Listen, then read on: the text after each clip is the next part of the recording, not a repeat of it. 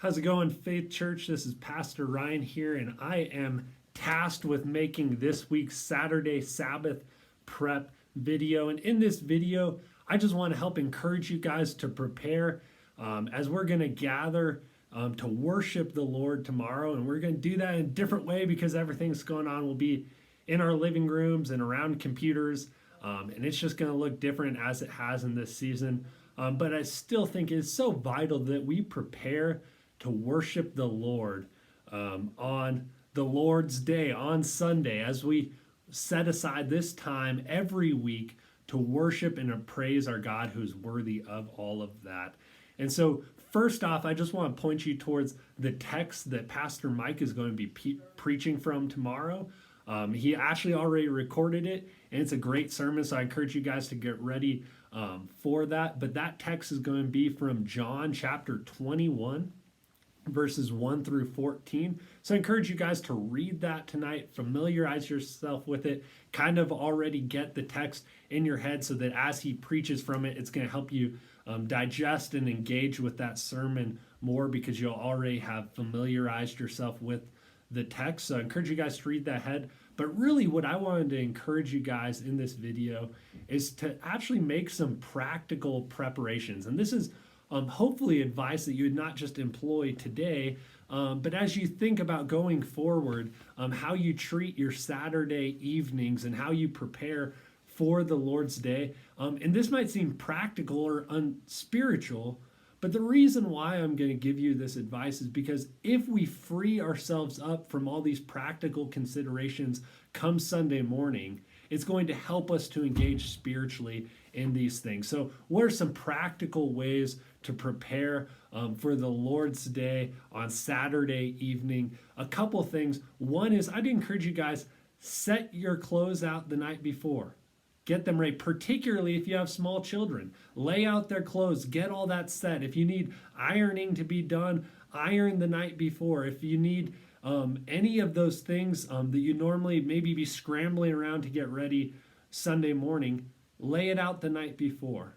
As well, if you guys are coffee drinkers like me, maybe you're going to preset your coffee pot the night before so it's just ready and it'll start in the morning. You'll think through what are we going to have for breakfast. If there's any way you can prep that, get that ready. Do that the night before. Set your alarm.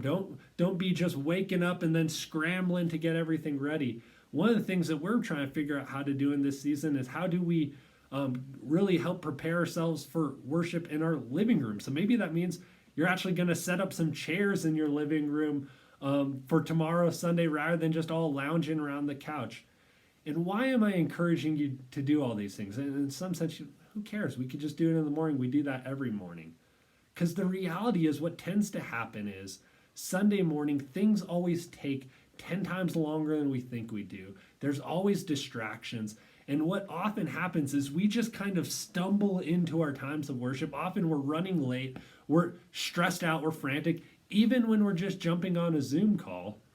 And then we find ourselves flustered, and it takes us 15, 20 minutes to come down from that state of being flustered. And next thing you know, our corporate worship is halfway over.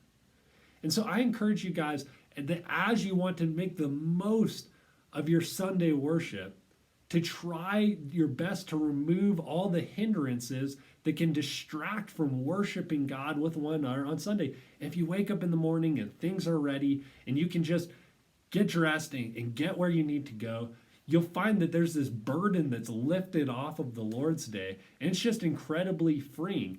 And as well, it's not just a practical consideration, but the things we do, the decisions we make indicate our values.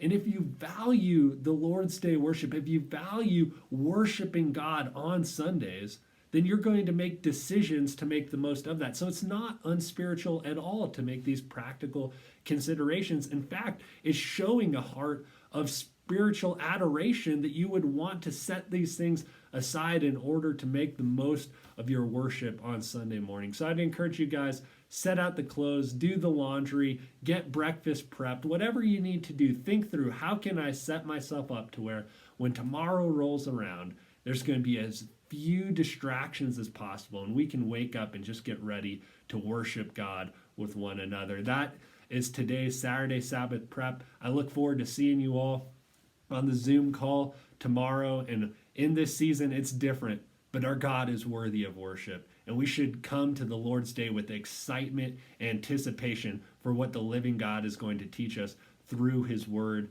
and by his spirit. Thank you guys, and God bless.